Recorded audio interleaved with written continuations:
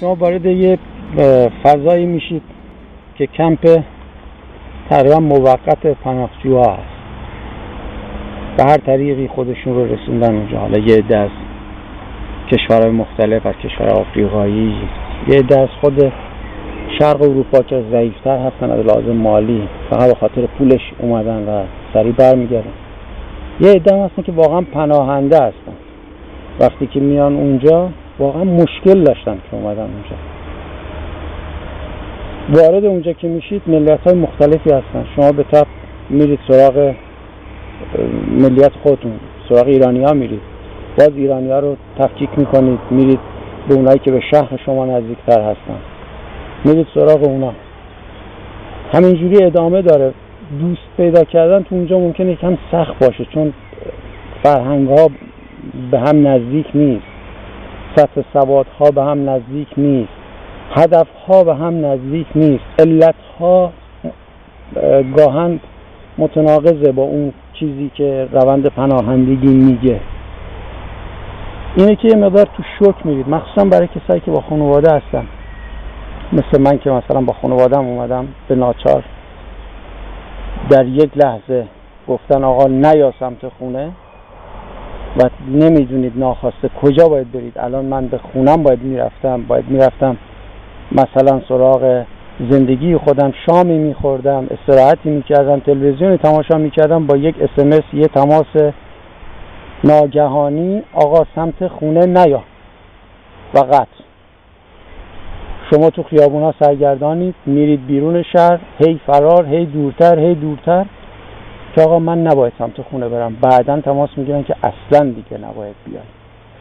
و این اصلاً نباید بیای یک کمی اولش ممکنه شوک آور، آنچنانی بهت شوک وارد نکنه، ولی نهایتاً میبینی که آقا نباید برم یعنی چی. بعد از 1 ماه 2 ماه آوارگی این ور بودن، خودتو خلاصه بعد از مدتی میرسونی به یه جای امن، ولی در واقع اون بک‌گراندی که برای خودت با سالها تلاش درست کردی یه خط قرمزی روش خورده و نمیدونی سرنوشت زندگی سابقت چه خواهد شد، زندگی پدر مادرت چه خواهد شد، برادرات چه خواهد شد. و ناخواسته میبینی که یک جمعیت زیادی رو تحت تاثیر قرار دادی و فکرشون رو مشغول مشکل خودت کرد، مشکلی که ناخواسته به وجود اومد.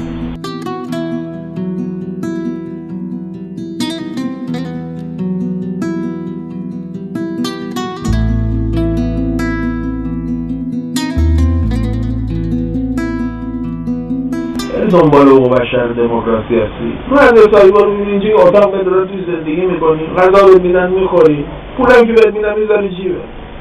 برو ببین ایران چه خبره، برو ببین کشور دیگه با پناهنده‌هاشون چیکار می‌کنه. من که راضیم.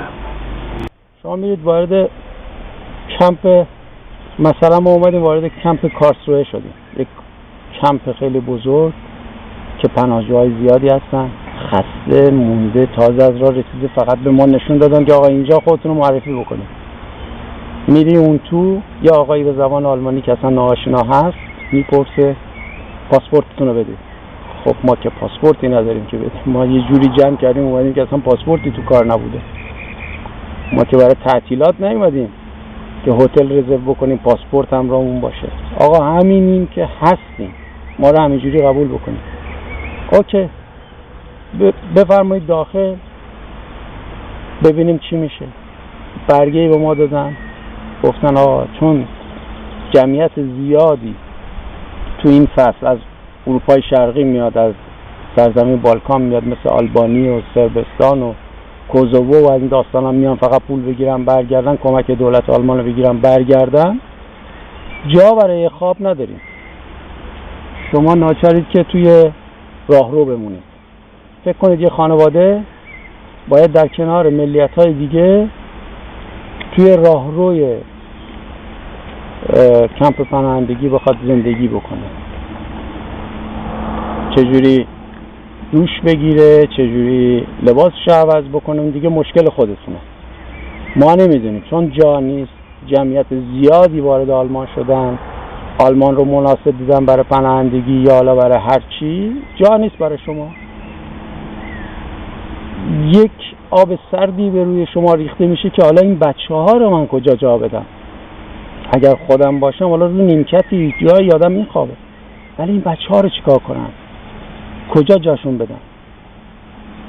پناه میبری به چند تا ایرانی دیگه که بچه‌ها اومدن کمک کردن، بردن توی اتاقی که اون خانومه واقعا لطف کرد، بچه‌ها رو جا داد اونجا، برای چند شبی نگرشون داشت. باز بعد از چند شب دوباره آوارگی بود، مریضی زیادی که به سراغ آدم میاد چون اصلا بهداشت رعایت نمیشه و نمیتونن سرویس خوبی با آدم بدن به خاطر اینکه خیلی جمعیت زیاد هست.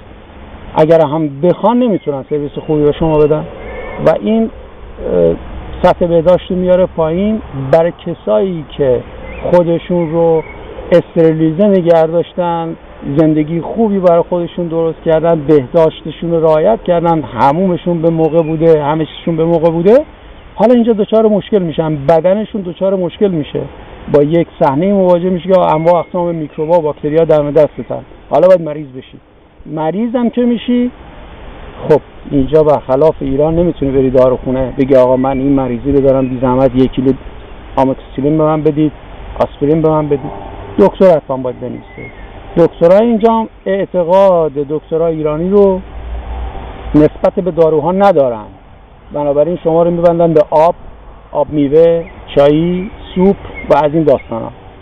این میشه که بچهای من سخت مریض شدن اونجا و من واقعا سختی کشیدم اونجا که میدیدم بچه‌هام جلوی چشم من مریضن و من نمیتونم دیگه کاری براشون بکنم، چون اینجا دیگه اون زندگی که قبلا داشتم میتونستم با دکترای زیادی در تماس باشم، دوستان زیادی رو بیارم بالا سرشون، اینجا دیگه اون امکانات رو ما نداشتیم. ما یه کریدوری داشتیم که دوستان زیادی اونجا بودن.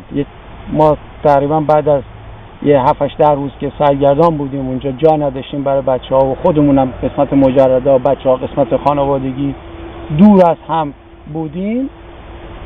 موقعیتی فراهم شد ما رفتیم توی اتاق با 3-4 تا خانواده ایرانی دیگه اونجا با هم به صورت شیرینگ اون اتاق رو استفاده می‌کردیم.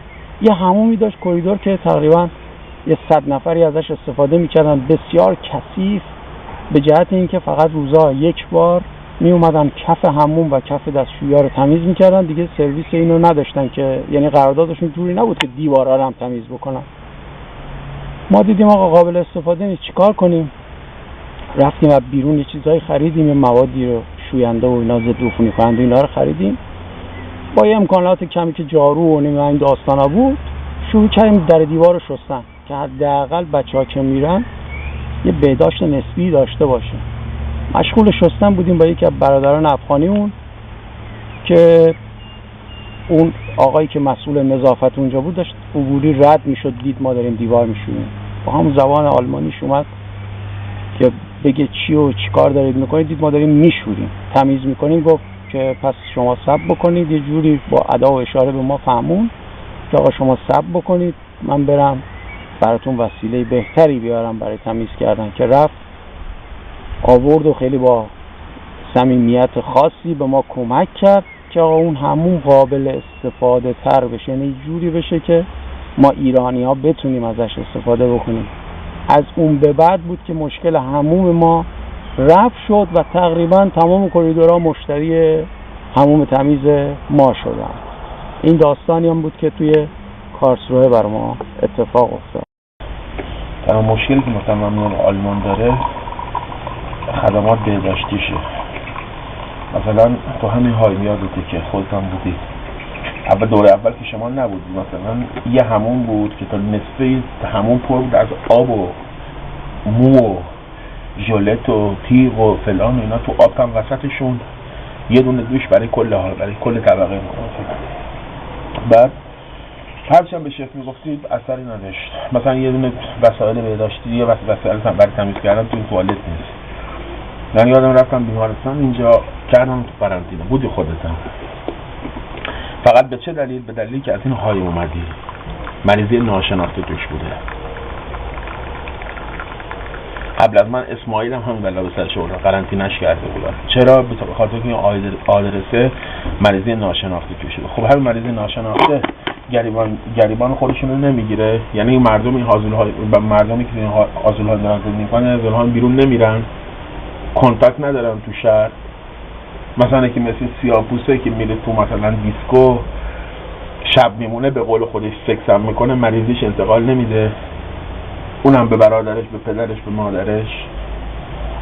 این فقط این تنها چیزی که من مشکلی بوده که میشه بخور.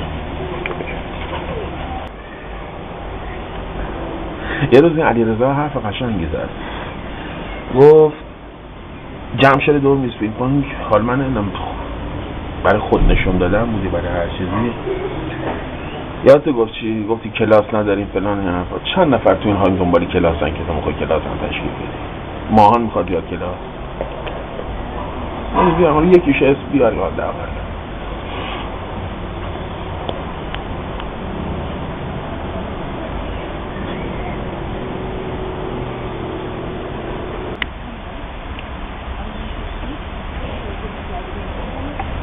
شما توی کارلسروه میمونی، با افراد مختلف آشنا میشی، با ملیت‌های مختلف آشنا میشی. ایرانی‌ها بعد یه مدت که ترانسفر میشن میرن شهرهای مختلف. در کارلسروه تقریبا همه در یک سطح زندگی میکنن، اتاقا مشابه هست، امکانات مشابه هست، غذاها مشابه هست، مثل هم میخورن، مثل هم میپوشن. خلاصه در یه سطح هستن. بعد از ترانسفری تازه تبعیض‌ها شروع میشه، تبعیض‌های ناخواسته شروع میشه. سیستم آلمان جوری هست که ایالت‌های مختلف مثل استان‌های ایران، اگر ما فرض بکنیم ایالت‌ها رو، هر ایالتی برای خودش تصمیم گیرنده است در امورات جزئی. مثلا دوست ما میفته در 20 کیلومتری ما در یه شهر دیگه، شهردارش فرق میکنه، میگه آقا من حقوقی که قراره به پناهنده بدم تماما نقداً تحویلشون میدم، خواستن غذا بگیرن، خواستن پوشاک بگیرن، خواستن هر کاری بکنن. یا میگه من این امکان رو برای پناهجوها فراهم میکنم که بیان یک کلاس رایگان دویچ استفاده بکنن. متاسفانه ما اومدیم در یک شهری که این امکانات رو نداره، در یک اتاق تقریبا 20 متری که شاید اتاق خواب، یک از اتاق خوابای خونه ما هم نمیشه اندازش، 4 نفری باید زندگی بکنیم. همون دستشویی داخل همون اتاق، آشپزخونه داخل همون اتاق، اتاق پذیراییتون همونجاست، اتاق خواب بچه همونجاست، اتاق خواب خودتون همونجاست. یک پنت هاوس 20 متری در واقع. قسمت مجردام که یک اتاق تقریبا 7-8 متری به 2 نفرشون دادن، اونها هم با یک مشکلاتی دست و پنجه نرم میکنن. خانواده ها یه جور، مجردها یه جور. بعد یه مدت خب اونایی که زیر سن هستن مثل دختر کوچیک من میرن مدرسه، بهشون پایین ترین سطح مدرسه رو به علت اینکه زبان بلد نیستن، زبان آلمانی بلد نیستن، بهشون پایین ترین سطح مدرسه رو میدن که بتونن از پسش بر بیان. اما ماها هیچ برنامه‌ای برای ما متصور نیستن. در این شهر حداقل ما نه کلاسشو داریم، نه اون امکاناتشو داریم. یک شهر کوچک پیر که فقط برای استراحت خوبه، برای دوران بازنشستگی خوبه. هیچ انگیزه‌ای برای تحرک، برای فعالیت کردن، برای اینکه شما بتونید حداقل انرژیاتون رو خالی بکنید وجود نداره متاسفانه. در صورتی که میتونیم مثلا شهر نزدیک خودمون مثلا هایدلبرگ رو مثال بزنیم، اونجا هم پول کامل بهشون میدن، حقوقشون رو هم کلاس براشون میذارن، همین که جایی که میتونن در آینده بچه‌هایی که اونجا ترانسفر شدن ادامه زندگی بدن. اما شما 90% بچه‌های اینجا بپرسی، بجز بچه‌های افغان که اینجا راحتن، براشون خیلی جای مفید و خوبی هست، بقیه بچه‌ها دوست دارن بلافاصله جوابشون رو بگیرن برن یه شهر بزرگتر. که بتونن حداقل از خلاقیتاشون استفاده بکنن. اون زندگی رو که با تلاش در ایران جمع کرده بودن به یک باره از دست دادن، حداقل بخشی از اون رو به دست بیارن. ولش کن بابا، بچسب به زندگی. همه باید بیان تو این عرض‌الحال. اینجا یه مدرسه‌ن. تو مدرسه که بچه‌ها میرن معمولا خب بچه‌های من زبان انگلیسیشون خوبه، برای همین خیلی مورد استقبال دوستا و همسناشون قرار گرفتن، چون اونا آلمانی‌ها خوششون میاد که یه کسی که زبان خارجی بلده باهاش ارتباط برقرار بکنن. عین ماها که وقتی یه خارجی رو تو ایران می‌بینیم میریم دورش جمع میشیم، ای خارجیه، ما هم برای اینا خارجی حساب میشیم یه جورایی. خیلی خوششون اومد باهاش ارتباط برقرار کردن. اینا ساعت بعد مدرسه‌شون رو وقت میذارن برای بچه‌هایی که بهشون زبان آلمانی یاد بدن. حالا بچه‌ها در هر رنج سنی که هستن با هم توی کلاس جمع میشن، بچه‌های کوچیک مثلا دبستانی تا راهنمایی با هم جمع میشن و زبان تا دبیرستانی حتی با هم جمع میشن، دویچ میخونن، زبان آلمانی رو از پایه شروع میکنن باهاشون درس کار کردن. در یکی از روزا که معلم داشت باهاشون کار میکرد رسید به قسمت خوراکی‌ها. وقتی میرسه به قسمت خوراکی‌ها، یکی از بچه‌هایی که کرد عراق هست به آلمانی، همون دست‌واشکسی که تازه یاد گرفته، میگه که از این شکلات‌ها توی هایم ما نیست، توی کمپ دائم ما از این شکلات‌ها ما نداریم که بخوریم. خواهر کوچیکه من که 3 سالش هست خیلی شکلات دوست داره، ولی از این شکلات‌ها هیچ وقت ما نخوردیم. این رو که میگه معلم یه شوکی بهش وارد میشه، مگه ممکنه شما از این شکلات‌ها نداشته باشید؟ ورق میزنه به گوشت که میرسه میگه از این گوشت‌ها ما هرگز ندیدیم. یکی دیگه بچه‌های افغانی میگه که ما از این گوشت‌ها هرگز تو فروشگاهمون نداریم. از این نداریم که معلم واقعا تعجب میکنه که شما دارید کجا زندگی میکنید. وقتی داستان رو میشنوه، فضای اتاق رو میشنوه، فضای زندگی رو میشنوه، سرنوشت و سرگذشت قدیم ما رو با جدید مقایسه میکنه، واقعا تحت تاثیر قرار میگیره. جوری که دخترم تعریف میکنه که برای لحظاتی اشک تو چشاش جمع میشه و کلاس رو ترک میکنه، به سمت دستمال کاغذی و تیفش و اینا میره که بتونه اشکاش یه جوری جمع بکنه.